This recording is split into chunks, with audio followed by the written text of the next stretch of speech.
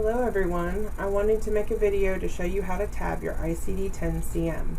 Now this edition that I have here is probably not the edition you have, but the tabs are still the same.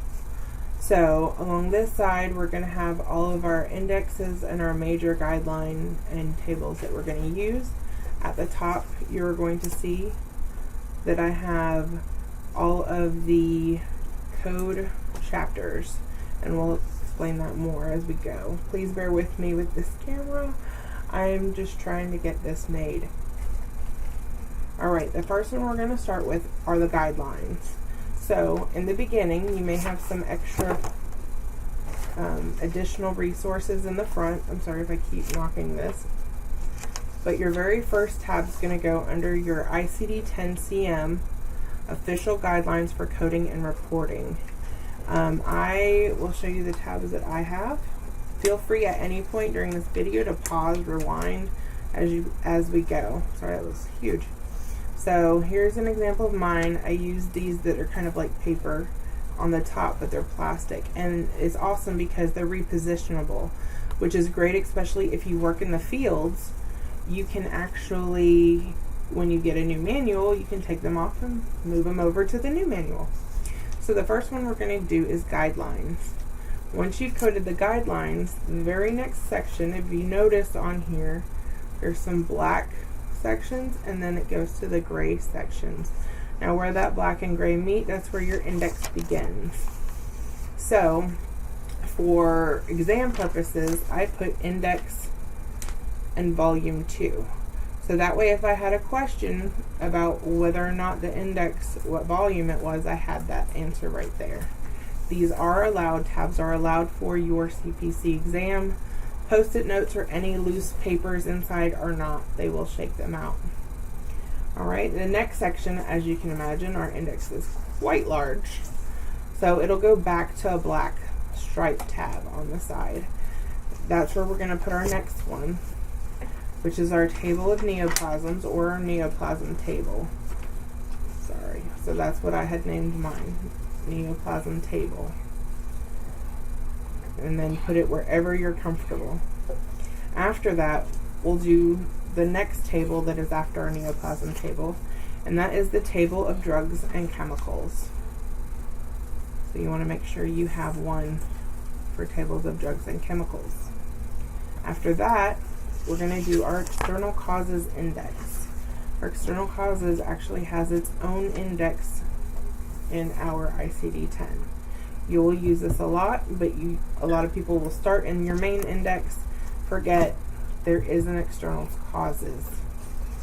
Alright, once you've tabbed all of those, then I like to move on to the top part. It just makes it quicker if I'm trying to look for a specific code.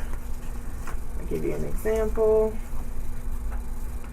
So of course, like right here is I-67.83. You're not going to see it, it's not that important, but the tabs at the top will help me find where I'm trying to go really easy. Okay, so from there you're going to start with A. Alright, I usually put mine to where when I open it, it's going to be at the beginning of the section. Now these aren't based on chapter 1, chapter 2, chapter 3. Instead, do them based on the alphabet. So when you're in your index and it sends you to a code, you want to make sure you can easily go to that letter so you can begin looking for your code. So for example, A and B technically are both in chapter 1. So here's chapter 1, certain infectious diseases. Here's B, that's also still in chapter 1. Alright, and so on and so forth. You'll notice in the table of neoplasms, sorry, I would try to get this closer, we have C and D. So you want to make sure that you're tabbing both of those within the same chapter. Now, I personally have left them all open, meaning I've done all the I's, all the J's. Now there is, I believe it's H. Yeah, the I and adnexa. These actually split up. There is a first half and a back half of H. So I will let you decide if you want to do that or not. As you can see, this is H00 through H59. Let me get that up here for you. And so once you get to H59, you'll notice that H continues and goes to diseases of the ear and mastoid process. And that's the remainder of your H codes, H60 to H95. So if you want to put a separate one there, I would invite you to go ahead and do so. Remember, this is your manual, so it's whichever way is going to be easiest for you. One more thing I would like to point out, actually a couple more. You'll notice you don't have any U codes. U codes are emergency codes. So you'll go from T to V back here. Now V is the last, well, not necessarily, VX or WXY. These are all technically in the same area, the same chapter. I did separate them out by letter, but this is the last section that is going to be at the top. I recommend that you put your Z code tab on the long side along with your other guideline sections, indexes, because you're going to be going to that Z category a lot. Whether you're using your tabular up here, you might still need this. So I invite you to put the Z on the side as well. Two more that I did not have tabbed in here, but I do recommend, is to tab on the right side for your indexes. This is where they all start. You have multiple ones within this.